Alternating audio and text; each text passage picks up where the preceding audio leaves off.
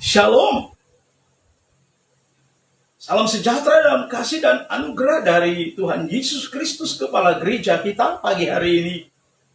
Saya rindu akan menyampaikan kebenaran firman Allah yang saya beri judul Umat Allah Diubahkan. Yang terambil dalam kitab Roma pasalnya yang ke-12 ayatnya yang kedua. Janganlah kamu menjadi serupa dengan dunia ini, tetapi berubahlah oleh pembaharuan budimu, sehingga kamu dapat membedakan mana kehendak Allah, apa yang baik dan yang berkenan kepada Allah, dan yang sempurna. Ayat ini saya ambil dari bagian A dalam Roma 12 ayat yang kedua. Janganlah kamu menjadi serupa dengan dunia ini.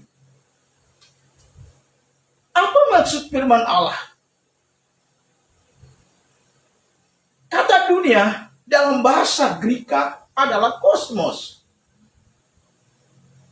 Kosmos seringkali merujuk kepada sistem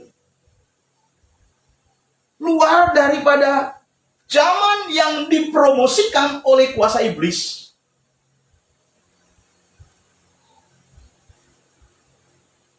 Dalam Matius 16 ayat 26, di sana disampaikan oleh Alkitab, apa gunanya kita memiliki seluruh dunia jika kita binasa?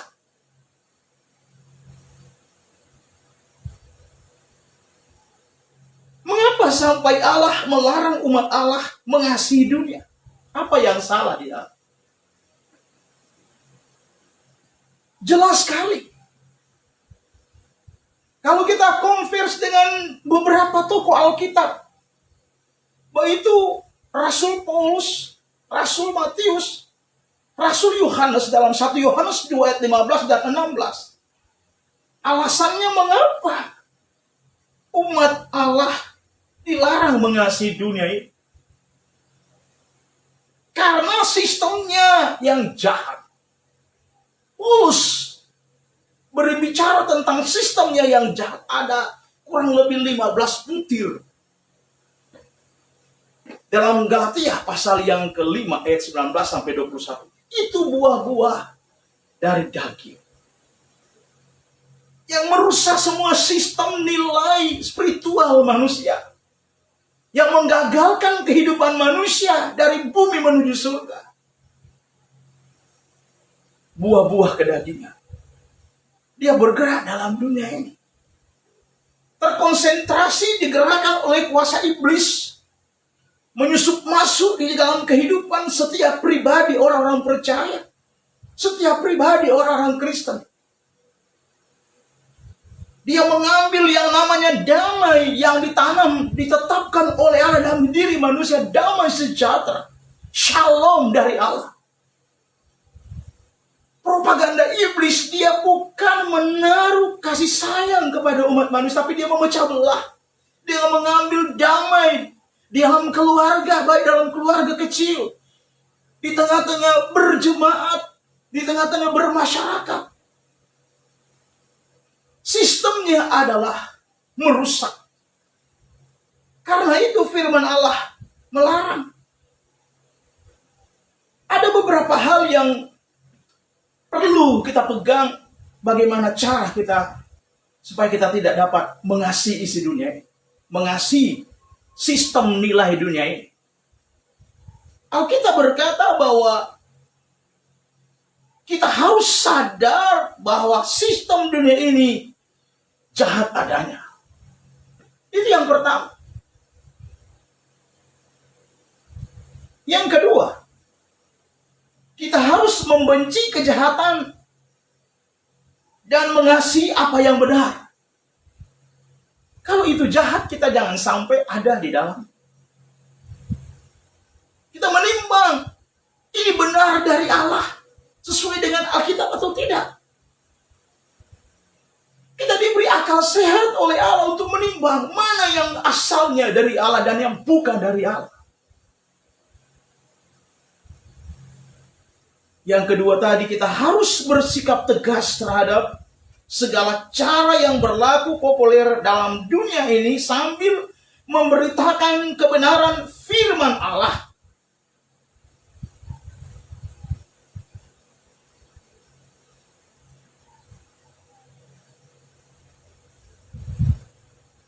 Yang keempat, pikiran kita sebagai umat Allah harus selaras dengan cara Allah. Apa yang Allah kehendaki itu yang kita lakukan. Jangan sebaliknya kita mengatur Allah. Firman Allah harus menyesuaikan dengan kita. Kita memaksakan kehendak supaya firman Allah yang menyesuaikan dengan kita. Itu yang dimaksud oleh Tuhan. Janganlah kamu mengasihi dunia dan apa yang ada di dalam. Tetapi di dalam tulisan Paulus dalam 1 Korintus pasalnya yang ke-13, buah-buah daripada kehidupan kekristenan, di dalam kitab 1 Korintus pasalnya yang ke-13 dikatakan demikian. Kasih itu sabar. Kasih itu murah hati. Ia tidak cemburu, ia tidak memegahkan diri dan tidak sombong.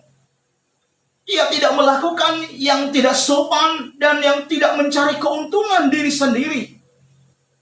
Ia tidak pemarah dan tidak menyimpan kesalahan orang lain. Ia tidak bersukacita karena ketidakadilan, tetapi karena kebenaran. Ia menutupi segala sesuatu, percaya segala sesuatu, mengharapkan segala sesuatu, sabar menanggung segala sesuatu. Dan kata kunci kasih itu tidak berkesudahan.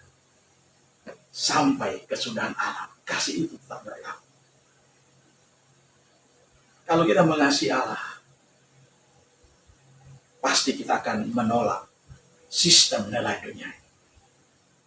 Duniawi adalah dalam bahasa asli segala sistem nilai yang menggiurkan, yang menentang Allah.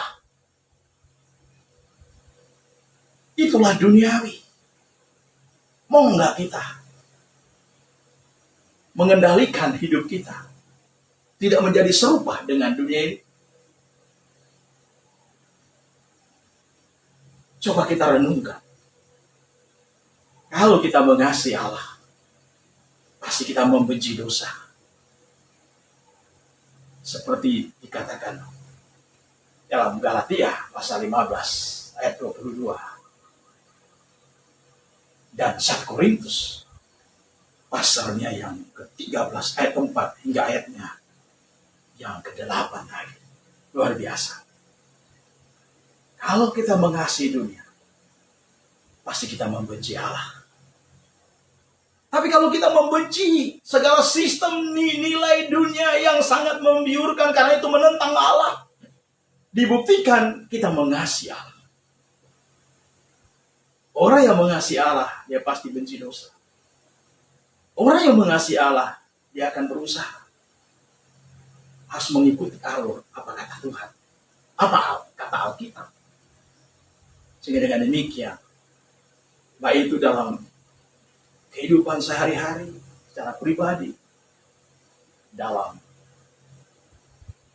berumah tangga, bahkan berjemaat, sesama anggota jemaat tetap welcome, baik hati.